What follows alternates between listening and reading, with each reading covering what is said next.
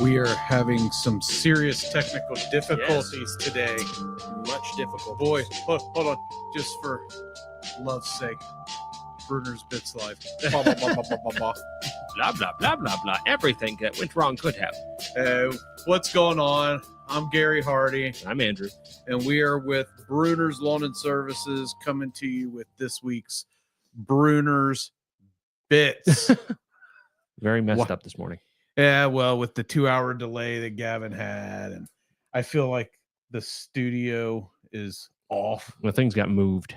I'm going to blame it on Aisha because she's been sitting here working, and we haven't had a show, so therefore there's no adjustments. So it's just all her fault. Feet up. I'm just so comfy. I'm just gonna sit here and be comfortable. I don't know. I keep coming in here and she's eating yummy lunches. Yeah, she eats a lot.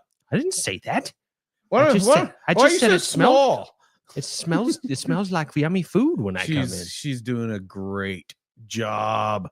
She's doing a great job, folks that are joining us. Aisha is our social media. She's hiding assistant. over yonder. She hides. She watches. She writes down notes on time. She has a terrible job of listening to us over and over and gosh. over and over and over. I can't listen to myself. I hate it. I hate how I sound in these things. It's like listening to an old answering machine recording. You're like, that's not what I sound like. Right.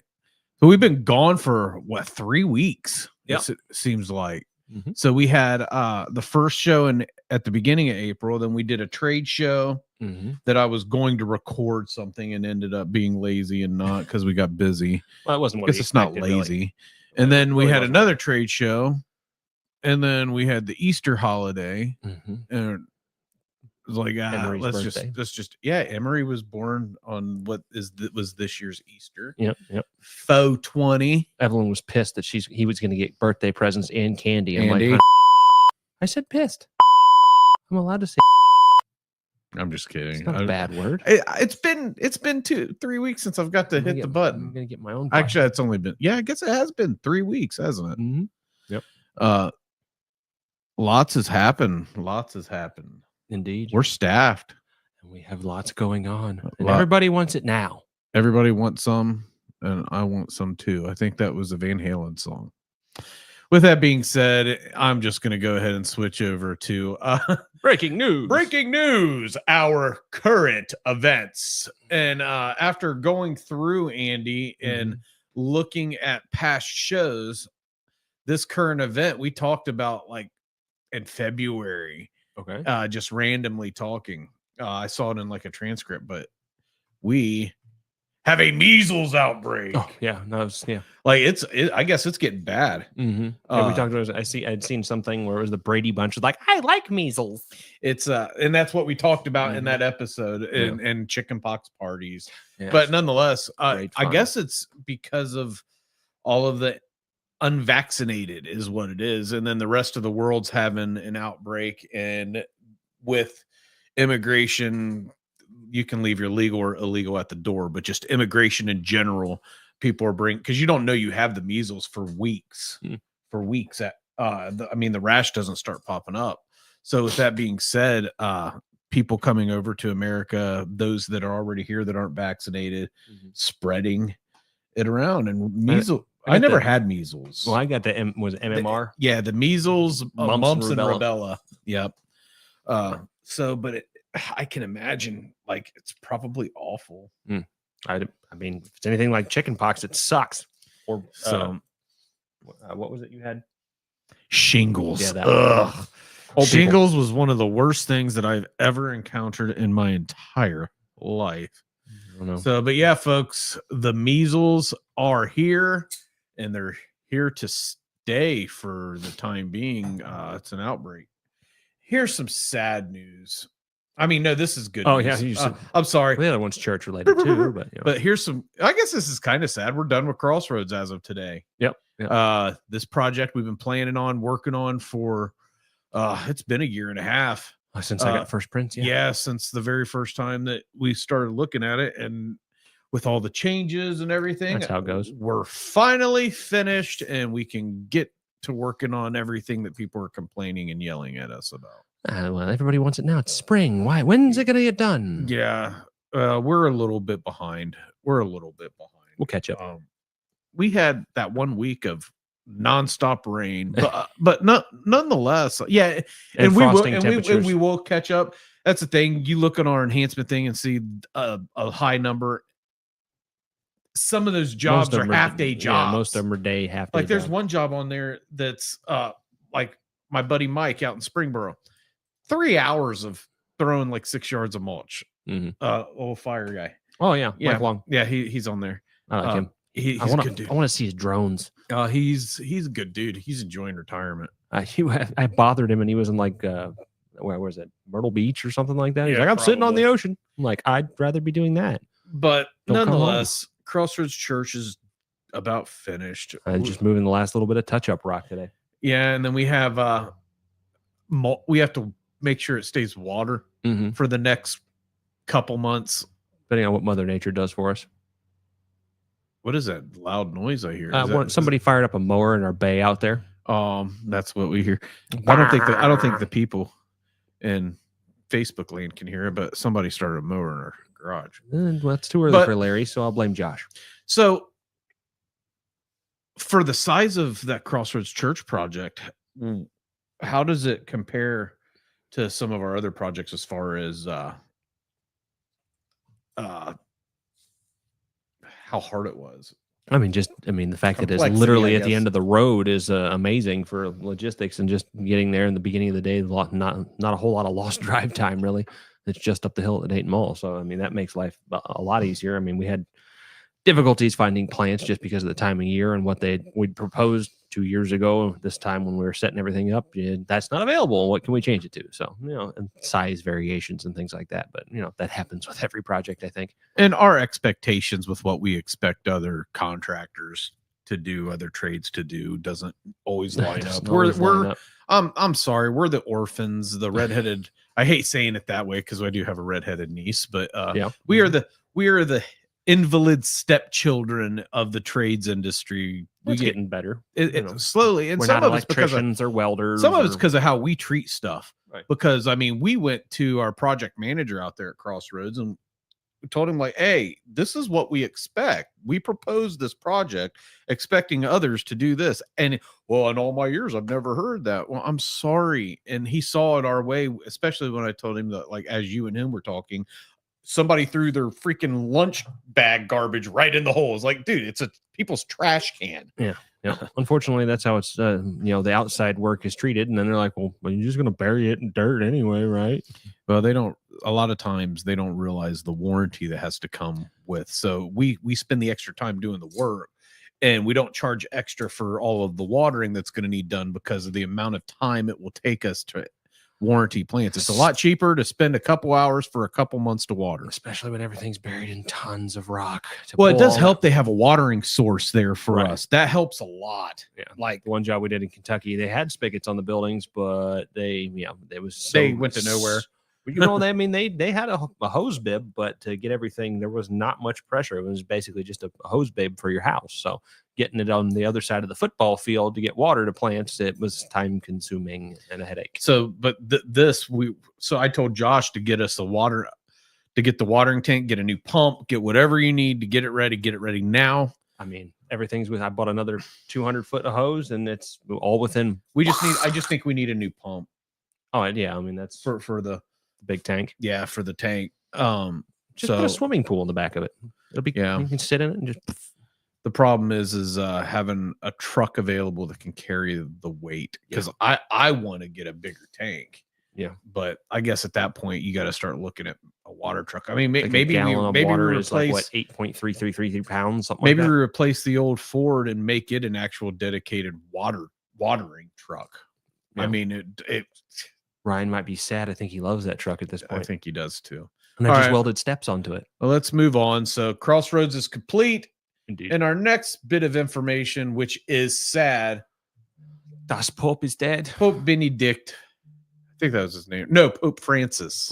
Pope Francis has passed away. They take a different name when they become Pope. Well, though. Yeah. So he took the name of Francis of Assisi because St. Francis of Assisi was like the people's Pope. He gave to the poor. I think he snuck out and bought pizza dressed as like a regular priest. I think all of the popes try to sneak out. I would. totally. Come back hammered with a bottle. Well, I was doing some research.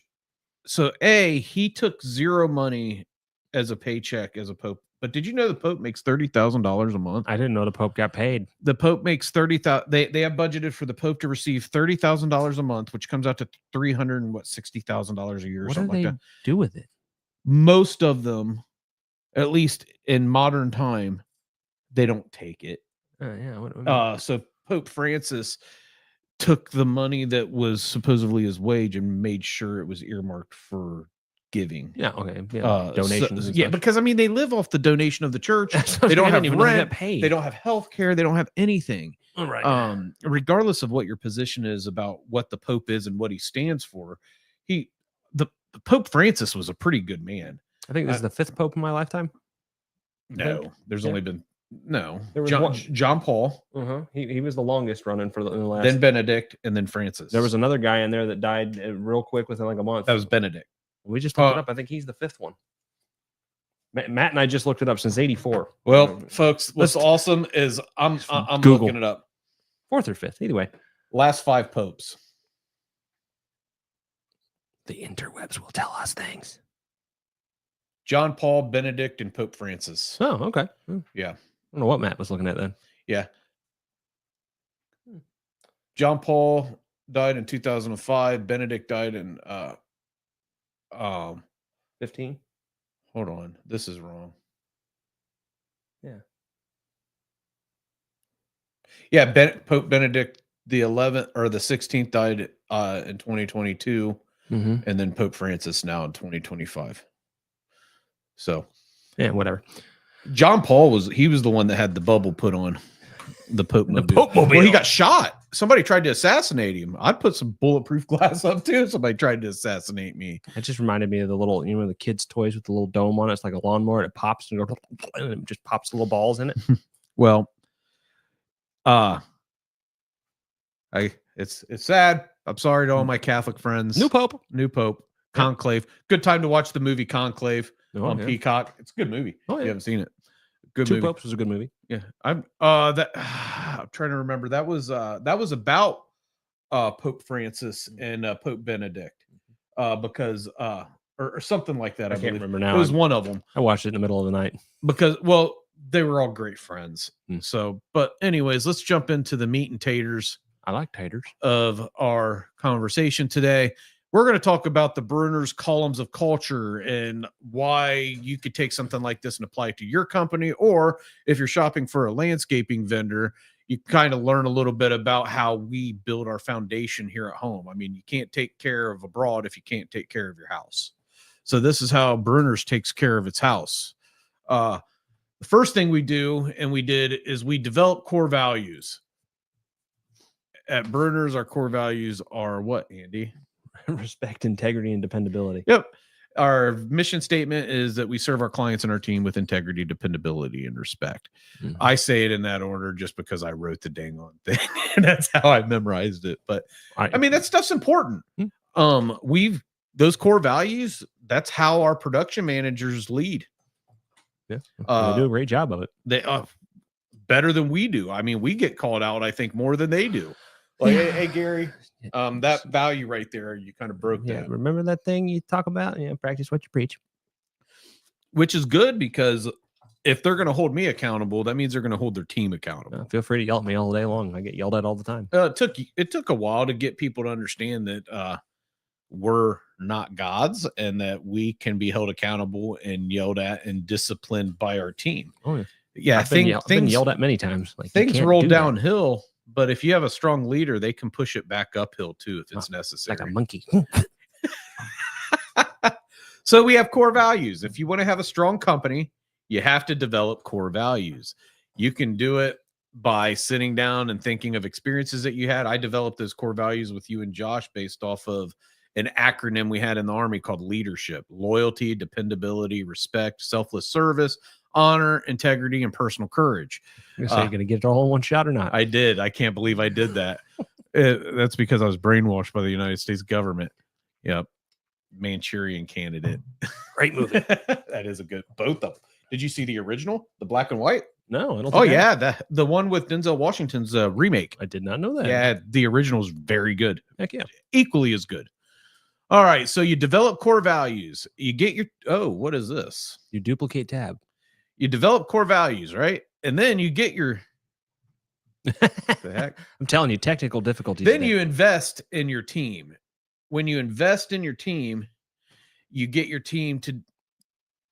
What happened? Is going on here? I'm sorry, folks. Did you broke it? No, I didn't. So they don't see what just popped up. So our control screen got all womper jawed. But anyways, so you invest in your team, right? When you invest in your team, you get them to do lots of things. You get them to like have confidence in themselves. You get them to start becoming leaders. You get them to start caring about futuring their own education. There's all kinds of things. When you invest in the people that you surround yourself with, they become, I hate saying it this way, I'm going to use improper English. They become more smarter than me. More smarter than me. Is the headphones getting on your nerves? Yeah, they're driving me nuts. Here, they need adjusted. I can hear you while we're talking. I don't need them on to hear myself talk.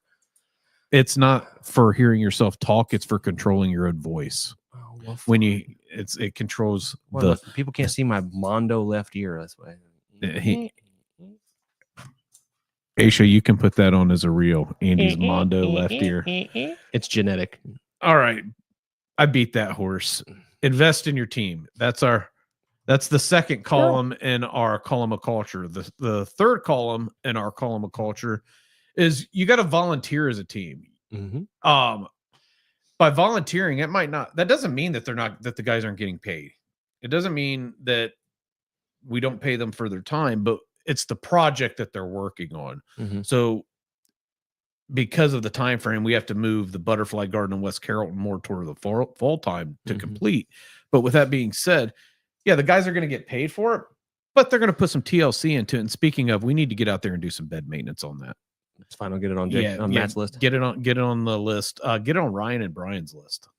Matt may just go up there in the evening and do it. Yeah, he takes get it looking nice. And if we're not going to get the new planting in, at least get mulching put in. Need some love. Yeah. And then we got to reach out to Domtar and let them know what's going on. But anyways, you get your team to volunteer. So URS, we donate services to the inner courtyard part of their building in the spring cleanup.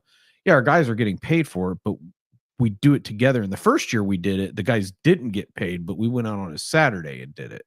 And we took them out for pizza.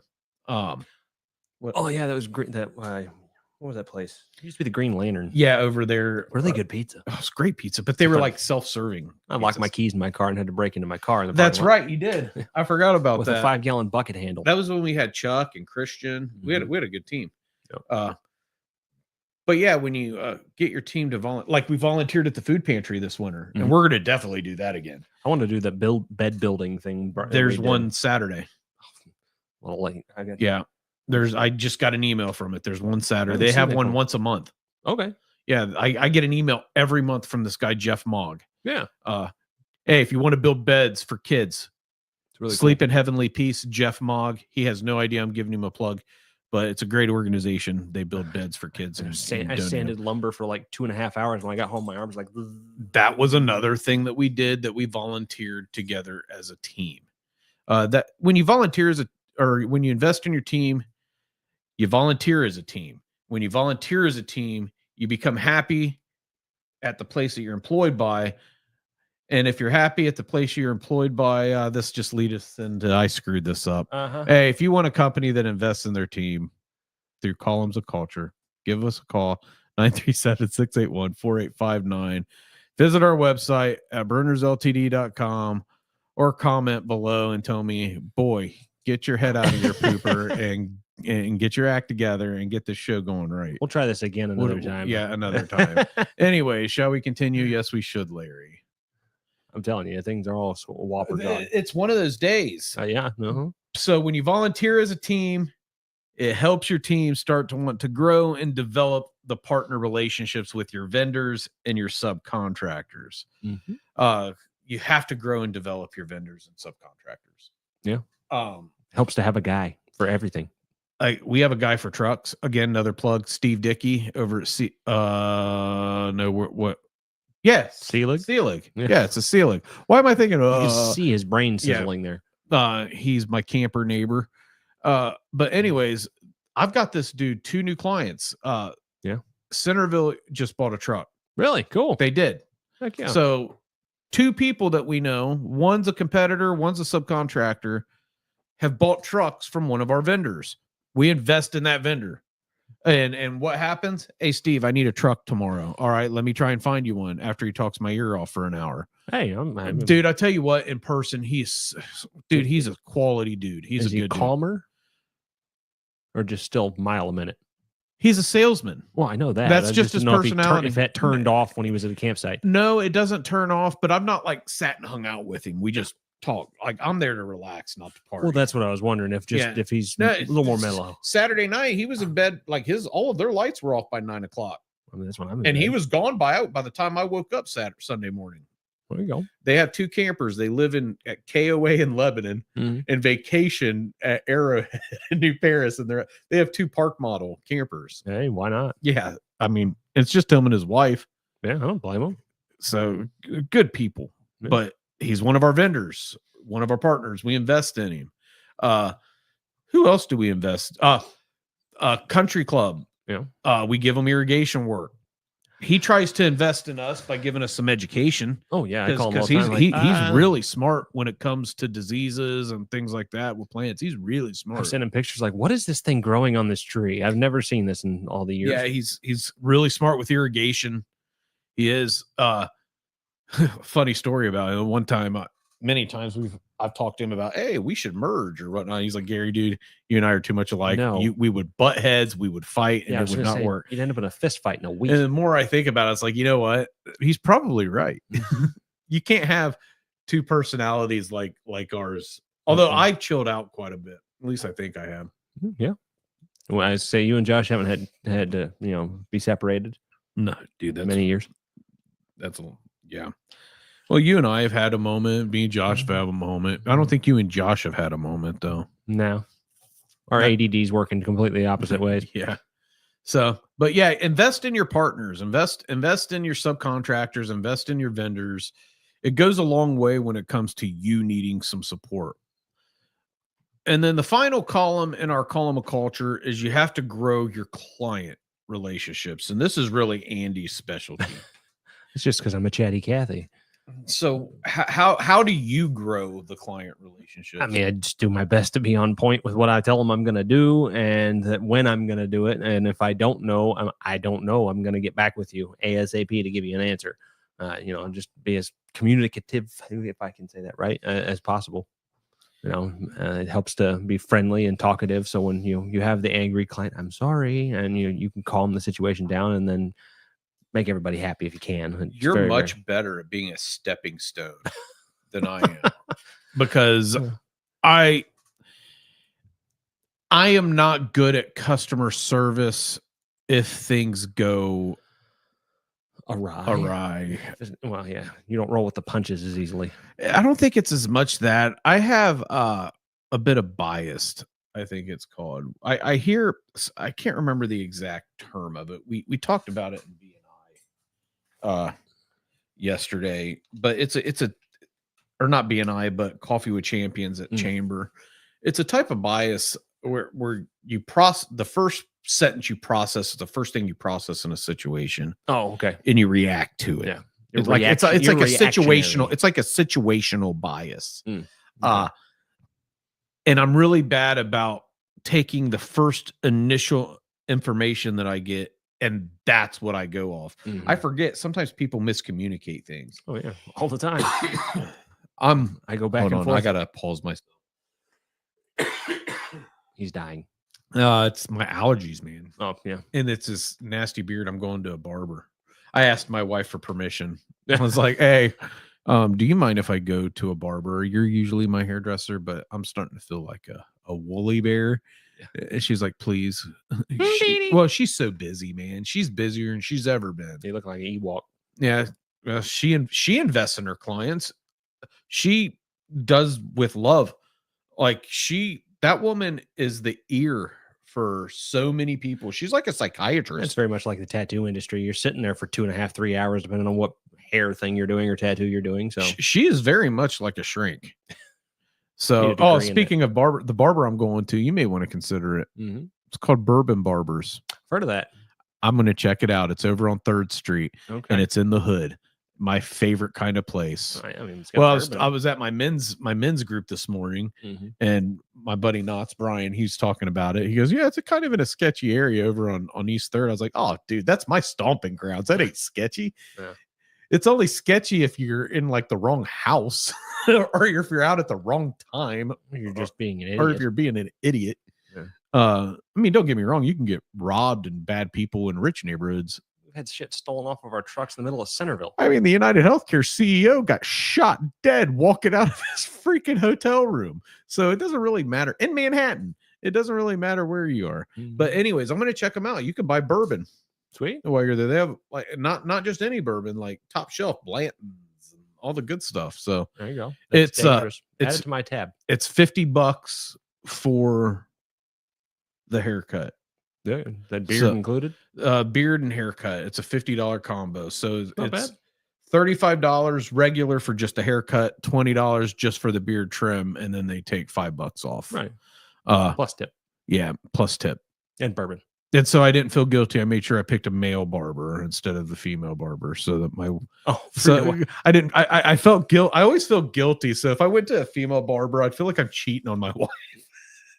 Is that awful or what? I don't see many female barbers. This place has 2. Cool. Yeah, they have 2. They have 5 people that work there. So, and my buddy Brian, he said that like from the outside, you're like, yeah, and you walk in and it's like, oh, that's most of the buildings that have been redone in Dayton. You know, they still look like poo on the outside, but the inside's dope.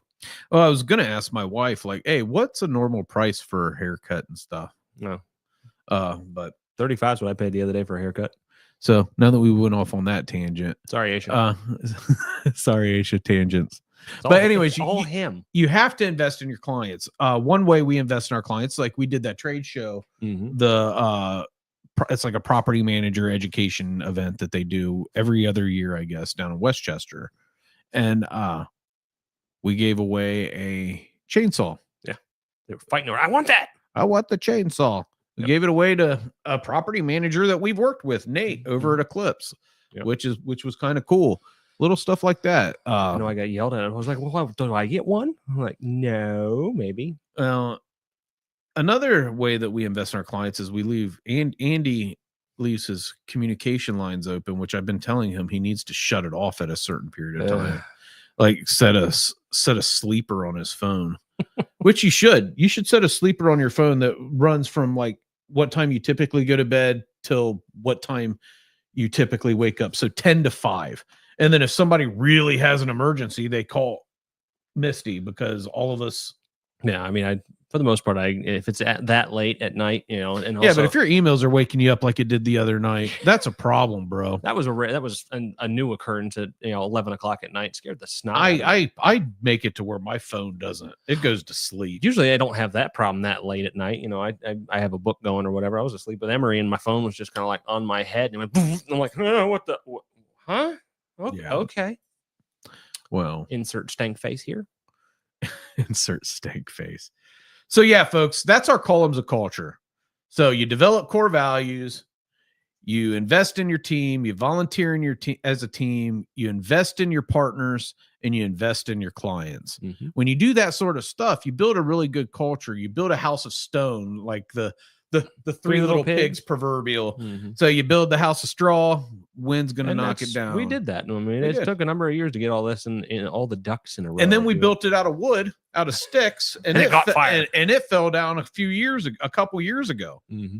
Now I think with this culture change and how we're building our team leaders and our apprenticeship and how we're working with our clients, now I think we've built a house of stone. But that doesn't mean that you don't have to go in and remortar stuff every now and then and do maintenance on it. Dust off the cobwebs. So yeah, folks, invest in your own team. Invest in coming up with your own type of a culture at your company. It makes a big difference.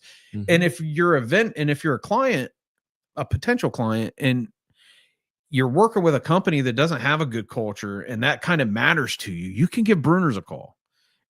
Andy over here and make sure that all of your client expectations are met. And if not, I'll let you kick me. I'll let you kick you. I tell people, you can kick me if you need to.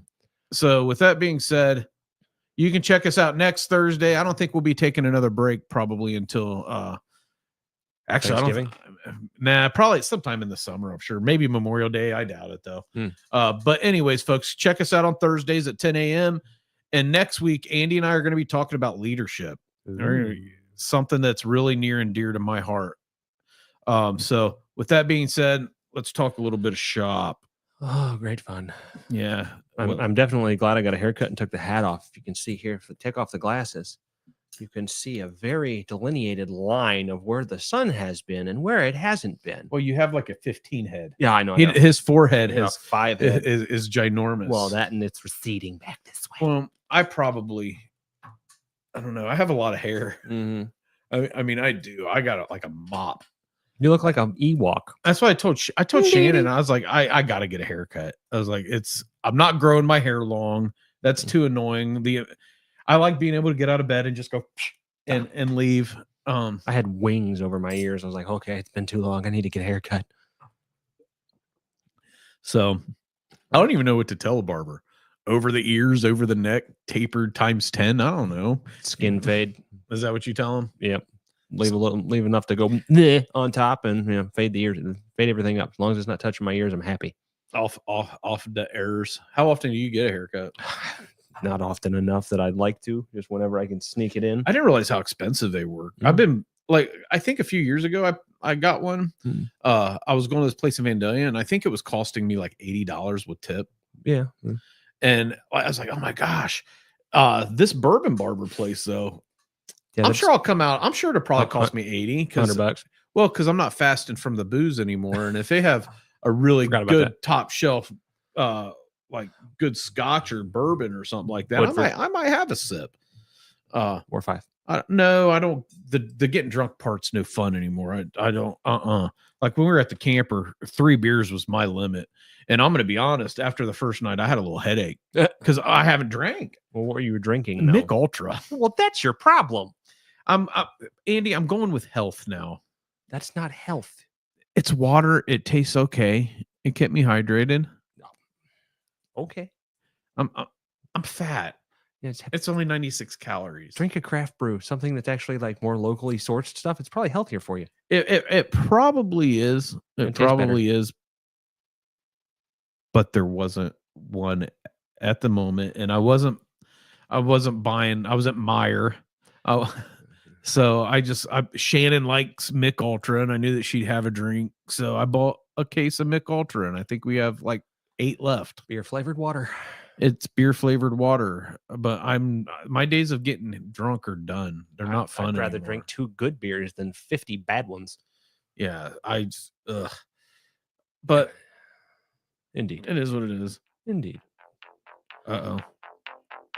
The noises are. It's time to go. Got a long day. Yeah, I got some ads to work on with Aisha. I got 12 o'clock. 12 o'clock at Honeywell in Dayton. And then I gotta be staying busy. Got to be at 3 o'clock in Bellbrook. No. All right. Hey, folks, thanks for joining us. Have a great day. Have a great life. And Andy, what matters? Satisfaction. We got that right. We got it right. Yeah, if we can. We did great. All right. Have a great life. Day. Bye. Bye.